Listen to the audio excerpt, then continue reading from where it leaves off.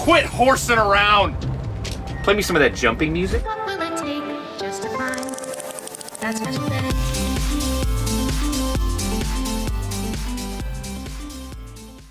Alright, guys, I made a mistake. Bloom Into You isn't as boring and awful as I made it out to be in my checking up on Fall 2018 anime video.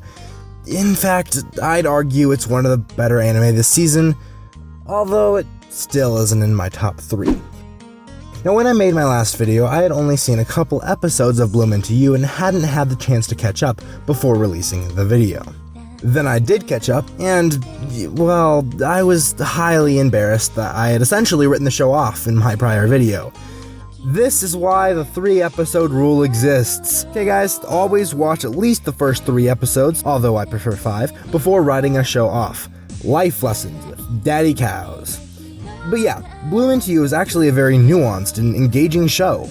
It's a lot more complicated than your average Yuri show. In fact, I'd argue it's better than most of the other titles in the genre, primarily because it barely even constitutes as a Yuri show. I'd classify it more as psychological warfare? Now, mild spoiler warning here, but considering this isn't really a super spoiler-filled anime, you'll probably be fine. Essentially, this show doesn't even seem like it's about the budding romance between main characters Yu and Toko. It's about the tricky psychological battle between the girl who truly wants to feel affection for someone and the girl who is so f***ed in the mind that it kind of freaks me out.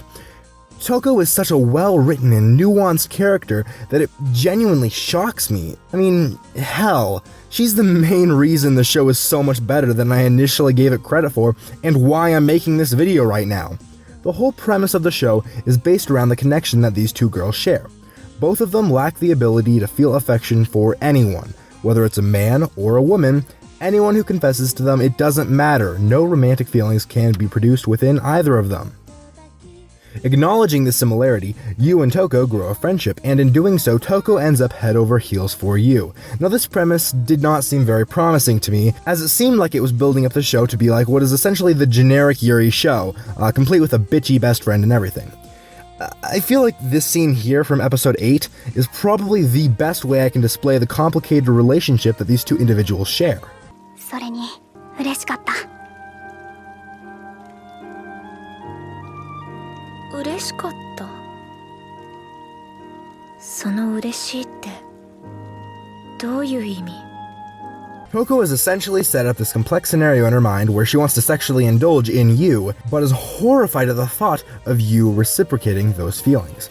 Part of the reason she seems to love Yu is the fact that Yu is seemingly unable to feel romantic feelings towards others. However, as Toko continues to push her tongue into her mouth repeatedly, Yu obviously slowly begins to build feelings for Toko, as most humans would in this scenario. However, as this scene here displays, once Yu expresses her true feelings for Toko, Toko f***ing loses it, so Yu has to make it seem like she feels indifferent when Toko tongue jabs her, when she's actually growing feelings. Now, this series is essentially an in-depth analysis of a common way of thinking nowadays, and one that actually strikes close to home with myself. Toko is struggling to maintain her 3 personas that she will use with certain people. The persona that she puts on as student council president, the persona she puts on with you, and a third persona, which as far as I've seen, the show hasn't really elaborated on yet. She's constantly flipping between these personas, desperately attempting to meet the standards that she's set for herself, even though most of these standards are way higher than the actual standards that others have for her. And with this, she's having an identity crisis and is unable to decipher which of her personas is her true self. Like, holy f***ing shit, this show is literally my f***ing life in a nutshell. And this is where her odd relationship with Yu comes in.